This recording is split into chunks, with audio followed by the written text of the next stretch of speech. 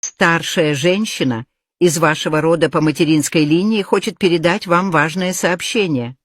Ставьте лайк и подписывайтесь, пока я рассказываю.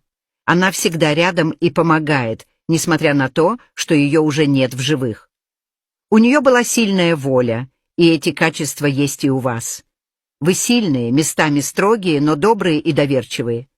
Помните, доброту иногда воспринимают как слабость, но вы всегда справлялись с испытаниями.